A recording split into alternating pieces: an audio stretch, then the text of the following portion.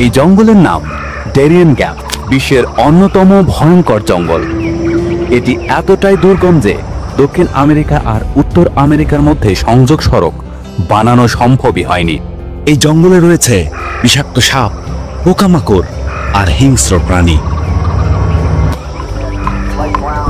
কিন্তু দাঁড়ান, এখানে এই মেয়েটি কি করছে? সে এই দুর্গম জঙ্গলেরই বাসিন্দা। সে একজন এমবেরা। পৃথিবীর অন্যতম সুন্দর, পরিপাটি ও আকর্ষণীয় নারীরা হলো এমবেরা উপজাতির নারী। তাদের নারীদের বডি পেইন্টিং এতটাই সুন্দর যে পৃথিবীর যে কোনো উপজাতি থেকে তারা নিজেদেরকে একদম আলাদা করে রেখেছে। এখানকার মেয়েদের পেইন্টিং সৌন্দর্য, খাবার আর তাদের ঐতিহ্যবাহী নাচ আপনাকে অবশ্যই মুগ্ধ করেই ছাড়বে।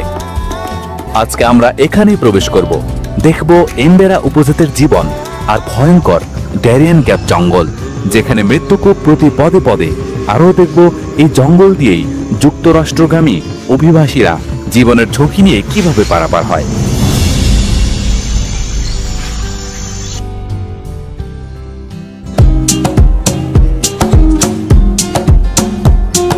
এটি এমবেরা গ্রামের প্রবেশ পথ। পর্যটকদের এভাবেই তারা অভ্যর্থনা জানায়। সবসময় সাজানো গোছানো। এখানকার মেয়েরা সবসময় সেজেগুজেই থাকে। গলায় মালা, ঠোঁটে লিপস্টিক আর পরনে রং বেরঙের টুপিস। মাথায় গোজা ফুল তাদের সৌন্দর্য আরো দ্বিগুণ বাড়িয়ে দেয়। এই মালাগুলো আমরা শহরে বিক্রয়ের জন্য তৈরি করি। আমাদের পোশাক আমরা নিজের হাতেই বানাই। এর সাথে কয়েন যোগ করা হয় যেন নাচের সময় এটা শব্দ করে। আমাদের হাতের এই ব্রেসলেটকে আমরা হুড়া হুড়া নামে রাখি। কঞ্চিতা হলো আমাদের মালা, আর আমাদের কানের দুলের নাম চিদি চিদি। আমরা তাজা ফুল মাথায় দেই, যদিও এর পিছনে আমরা সেলাই করা বন্ধনী দিয়ে বেঁধে রাখি। নিচের পরনে পোশাকটির নাম পারুমা। আগে আমরা কুকুয়া নামক গাছের ছাল পরতাম, কিন্তু এখন এটা পরি। এটা তাদের ঐতিহ্যবাহী নাচ।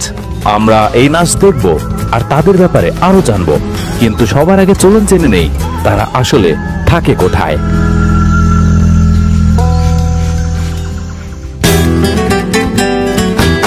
এমবেরা উপজাতি বাস করে মধ্য আমেরিকার একটি ছোট দেশ পানামায়। দেশটির দক্ষিণ পূর্ব অংশে আছে একটি প্রদেশ, নাম ডেরিয়ান। এই প্রদেশের সীমান্ত দক্ষিণে গিয়ে মিশেছে কলম্বিয়ার সীমানার সঙ্গে। ডেরিয়ান অঞ্চলটি বিশ্বের অন্যতম দুর্গম এলাকা হিসাবে পরিচিত। এখানে আছে ঘন গ্রীষ্মমণ্ডলীয় রেইন ফরেস্ট, জলাভূমি আর খাড়া পাহাড়। সবচেয়ে কৌতূহলকর বিষয় হলো এই জায়গাটি বিখ্যাত ডেরিয়ান গ্যাপ নামে, যেখানে উত্তর আমেরিকা আর দক্ষিণ আমেরিকার মধ্যে কোনো সংযোগ সড়ক নেই। বিখ্যাত প্যান আমেরিকান হাইওয়ে এখানে এসে থেমে যায়। এমবেরা জনগোষ্ঠী আজ প্রায় ৮০ থেকে ৯০ হাজার মানুষ। তারা ছড়িয়ে ছিটিয়ে বাস করছে এই দুর্গম প্রদেশের ভিতরে। নদীর ধারে ছোট ছোট গ্রাম, খুঁটির উপর খড়ের ছাউনি দেওয়া ঘর আর আত্মনির্ভর জীবিকা। এভাবেই তারা টিকে আছে শতাব্দী ধরে।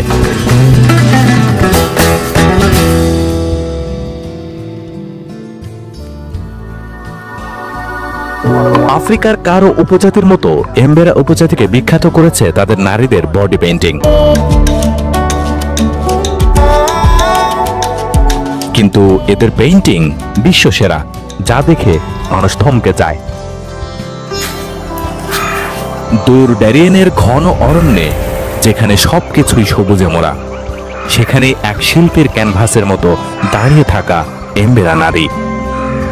তাদের দেহ শুধু শরীর নয়, এ যেন এক জীবন্ত ক্যানভাস, যেখানে তুলির আঁচড় নয়, ফুটে ওঠে প্রকৃতির রং।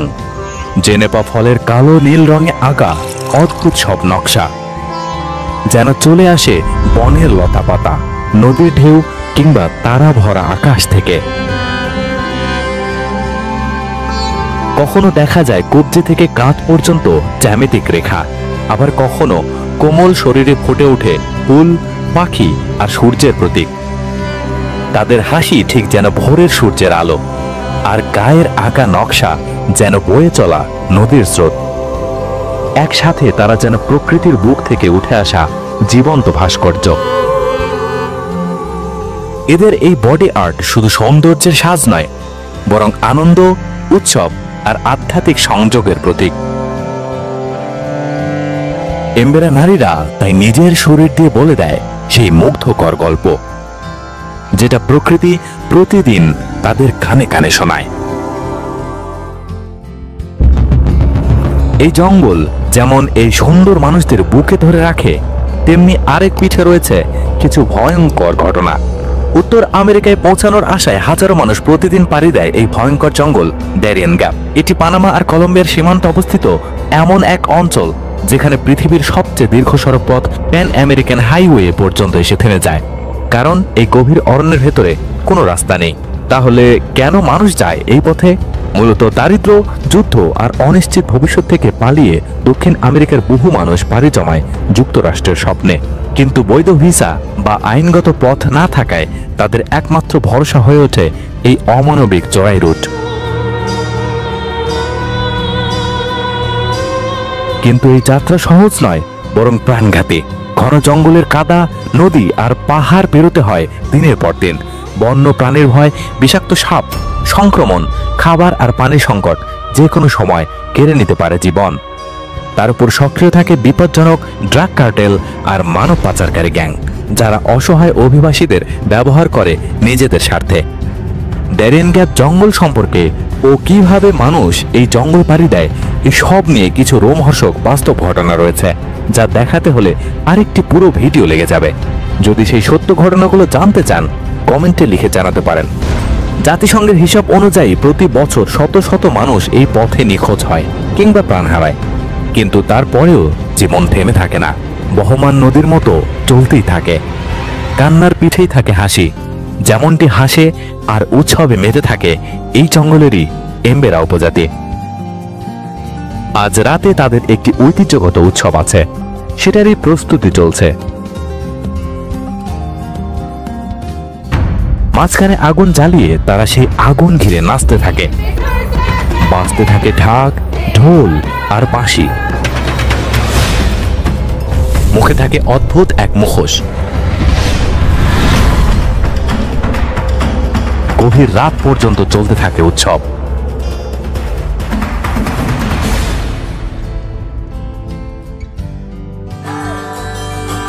তাদের খাবার নির্ভর করে জঙ্গল, নদী আর সামান্য কৃষি জমির উপর। প্রতিদিনই তারা নদীতে নামে মাছ ধরতে। মাছের পাশাপাশি তারা বুনো ফল, কলা, ভুট্টা আর কাঁচা শেকড় খায়। এখানে কিন্তু তারা রান্না করছে পর্যটকদের জন্য। এই খাবারের নাম এসকাদো। রয়েছে সুস্বাদু মিষ্টি পেঁপে, তরমুজ আর আনারস।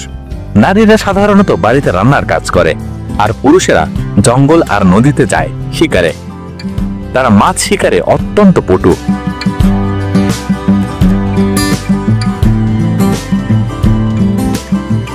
মাত্র শিকার করা মাছ বারবিকিউ করা হবে।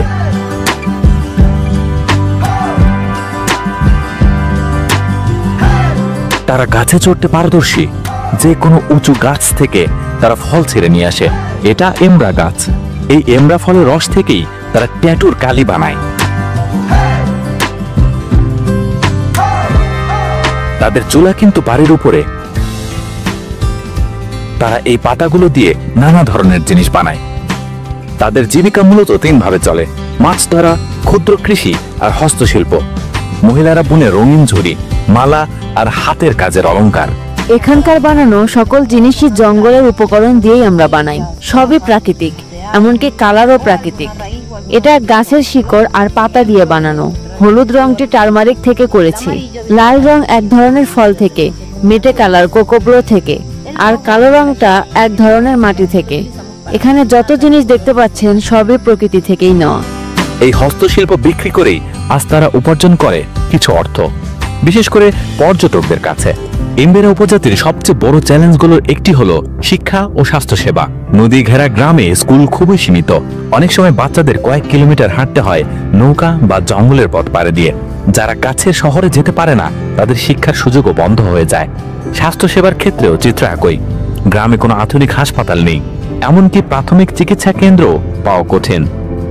অসুস্থ বা দুর্ঘটনা ঘটলে ডাক্তার বা ওষুধের জন্য নদী পার হয়ে দীর্ঘ পথ যেতে হয়। অনেক সময় মানুষ এ যাত্রা শেষ করার আগেই প্রাণ হারায়। এই সমস্যাগুলো থাকা সত্ত্বেও তারা হেসে খেলে আর নেচে জীবন কাটাতে পছন্দ করে। এমবেরা উপজাতির নাচ তাদের সংস্কৃতির একটি গুরুত্বপূর্ণ অংশ। এই নাচ সাধারণত উৎসব, অতিথি অভ্যর্থনা এবং বিশেষ সামাজিক অনুষ্ঠানে পরিবেশিত হয়। নারী ও পুরুষ উভয়ই এতে অংশগ্রহণ করে। নারীরা রঙিন স্কার্ট বা পারুমা পরে নাচে। পুরুষেরা সাধারণত ঐতিহ্যবাহী বাদ্যযন্ত্র বাজায়। প্রধান বাদ্যযন্ত্র হলো ড্রাম এবং বাঁশি, যেগুলো কাঠ ও প্রাণীর চামড়া দিয়ে তৈরি করা হয়।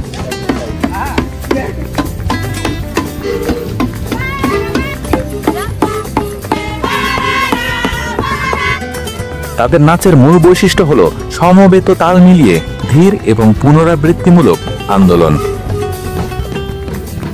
এই নাচে কোনো জটিল নৃত্য ভঙ্গি নেই।